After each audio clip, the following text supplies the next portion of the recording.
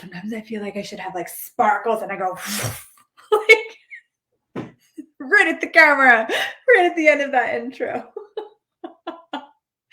Hi everyone, welcome to day, okay, check. So this is actually day 6. Wow, it's so interesting because it actually feels like we've been doing this for a lot longer. But yeah, we did quest, we did earth, we did body, we did death and killing energy, we did animals, and today I actually want to talk about the magic of a kid's perspective, of like the whimsy and wonder that children possess, and actually look at kind of reclaiming some of that curiosity and that undefined living that kids have. So, even just notice yourself. Notice how different that you've become since you were a child.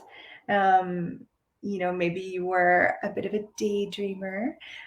Maybe you had big ideas, or you believed in things. I used to work in with a children's entertainment company, so we would have birthday parties or kind of big corporate events, and we would dress up in usually some kind of Disney character, but it could be otherwise. But my signature was Tinkerbell. Are you surprised? And but I did a whole bunch of them. I did Pirate. I was often Sleeping Beauty. I would have to wear a wig, and we would go. Tinkerbell was one of my funnest, because you would be communicating or engaging with these 3-year-olds, these 4-year-olds, these sometimes 5-year-olds. So that's when they start to get a little bit like too grown up. And they would look at you like you were Tinkerbell, like you were magic embodied.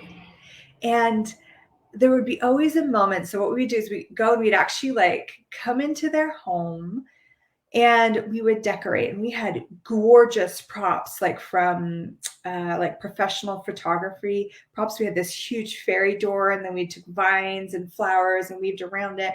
And there was actually like a mushroom stool that I would sit on. And so we decorate the whole thing, and then we'd bring the child down, and they would be like, oh my God, you just transformed my home into a fairy tale.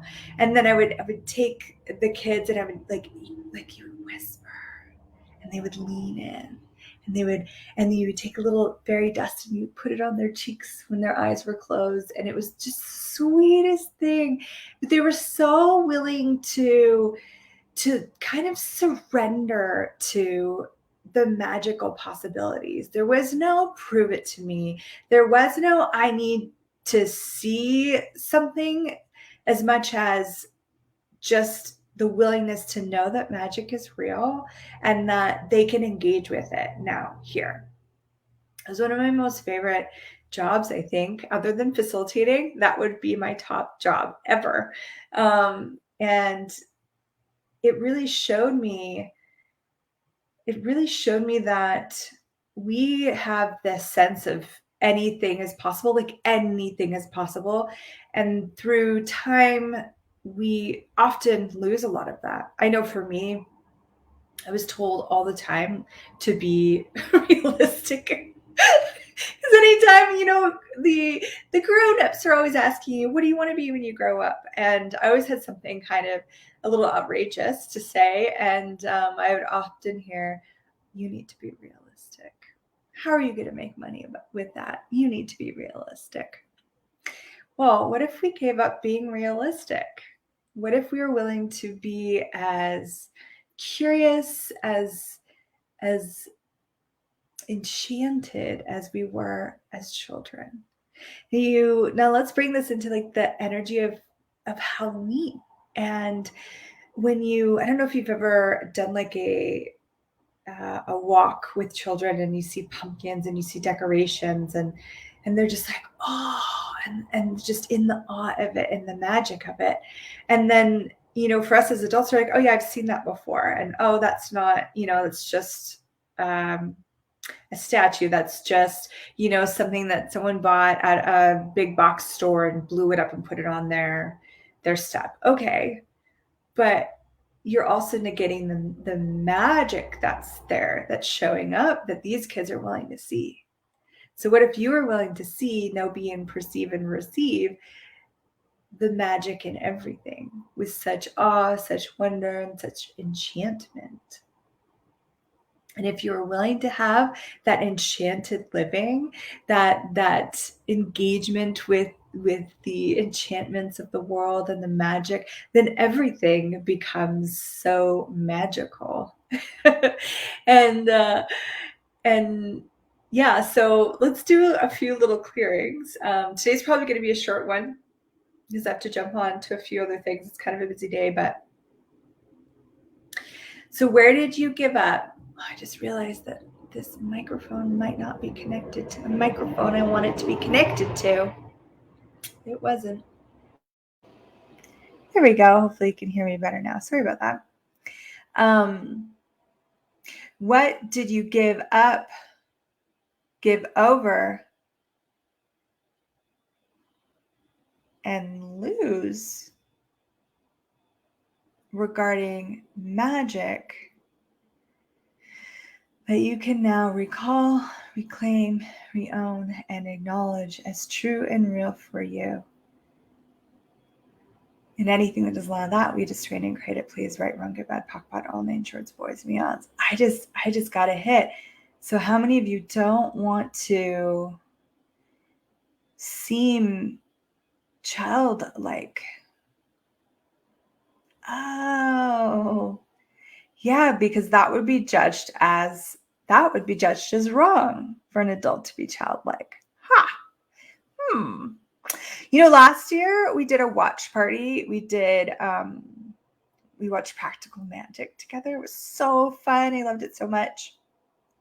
And one of the things I love about that movie, I hope you guys have seen it, the aunts are so childlike.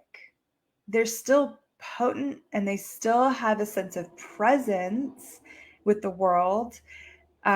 You can, there's this sense of like a child, you couldn't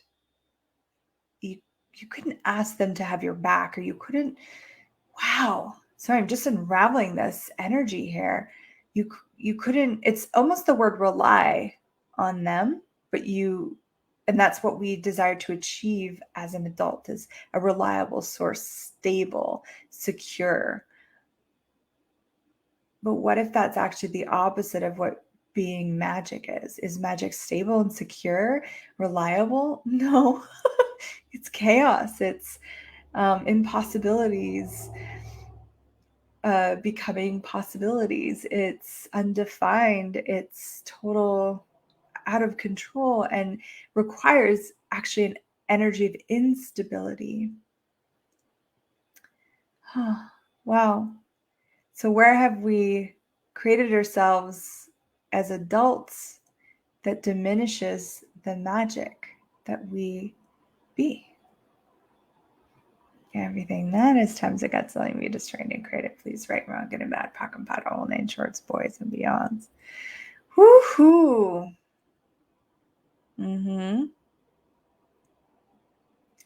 Wow, that's cool. There's something changing there, and children are, so often we look at children as they know less than the adults because they've been here longer. They know less.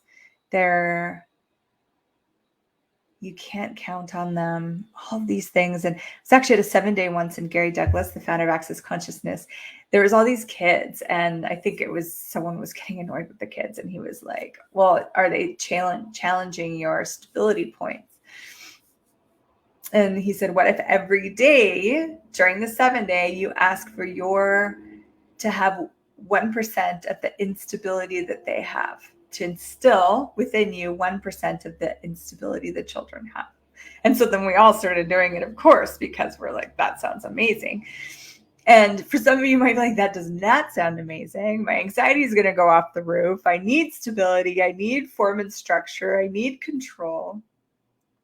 Well, do you actually, are those learned and entrained responses? Check your heavy and light there, my friends.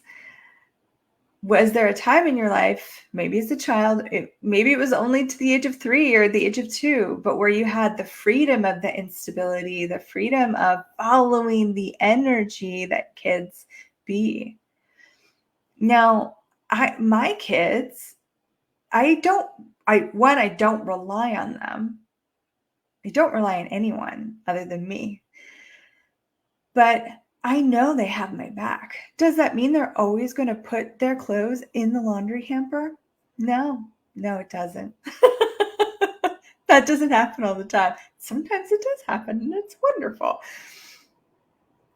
But I don't look at them as lesser beings than me because they're younger. I don't look at them as knowing less than me because they're younger. They're infinite beings in a smaller body. So they kind of have the advantage of having less points of view gathered over the years. So sometimes I'm like, can you ask me a question, 9-year-old child? Can you ask me a question? And they will ask without a point of view. And they'll be with you without a point of view. And this is the piece of receiving magic without a point of view.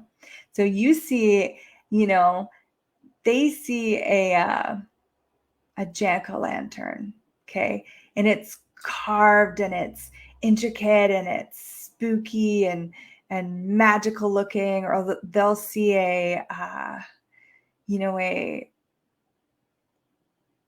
maybe it's a plastic skeleton that's, got a hat on and it's like kind of slumped over on a chair, and they're like, whoa, they're in the magic of it. They're in the whimsy of it. And adults see that's a $30 thing from Walmart, a hat that they probably got at the dollar store. And that's what we see. What if we were willing to see the magic? What if we only see more of the magic than the non-magic? Because that's how a lot of kids function. I remember this one time driving out, there's a drive-in movie theater about an hour and a half away from where I live. And so we drove out, and then on the way back, we stopped and kind of put a bed out, because if you're away from city, then you can see the stars better. They light up because it's just the way the light hits off of the streetlights with your eyes. So we were looking up, and it was so spectacular. And my little boy, he's probably maybe 6 at the time, he looks up and he's like, "Whoa, Mom, it's a miracle." Like, to him, looking at the stars is looking at a miracle. Whoa, I want to live life that way. I want to look out at the leaves falling and be like, whoa, that's a miracle. I want to wake up and I want to, look in the mirror and look at my magical creature, my body, and be like, whoa, that's a miracle. I want to engage with the world as the miraculous possibility that it is, as me as the miraculous possibility that I am. And I wonder if you would too. If you would. Anything that doesn't allow that, let's destroy it and create it. Right, wrong, good, bad, POC POD, all named shorts, boys and beyonds. And what if being childish, when it's light to be childish, it's a massive gift? What if that childlike wonder is a capacity, not a weakness? So everything that you've done to buy that the childlike capacity is a weakness rather than a strongness. We destroy and create it. Please, right, wrong, good, bad, POC POD, all named shorts, boys and beyonds.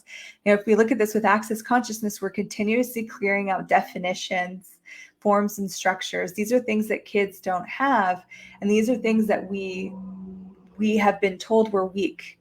You don't have the answer, then you are naive. You are not as smart as everyone. You're weak. Now, we learn with access, Never look for the answer, look for the awareness. So not having an answer is one of the greatest gifts you can have. Isn't that funny? Isn't that just so interesting? Mm-hmm. So what have you bought as a weakness of you that is a strength of you, that if you're willing to have it, could change your life and invite so much more magic? Anything that doesn't allow that comes a Godzilla, we destroy and create it, please. Right and wrong, good and bad, talking about all night shorts, boys, meons. Okay. So going to the scavenger hunt part, and I just realized I know where I'm going to put the emoji, but I didn't actually pick an emoji yet. Let's see what we've got. Oh, well, okay. We're talking about kids in Halloween. We should do candy. Silly. Maybe I pulled that out of someone's head. So let's look for today. Oh, no.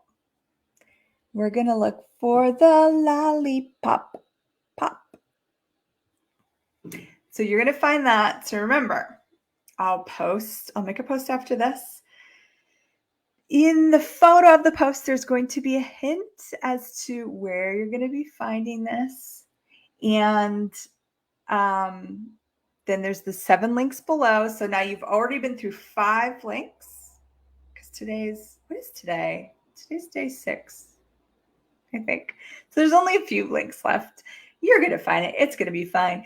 Then you find that post. You're going to see that I put the little lollipop. You're going to put the lollipop. And we're going to have some sugary fun. Okay, guys. See ya around the As If by Magic world soon. Bye for now.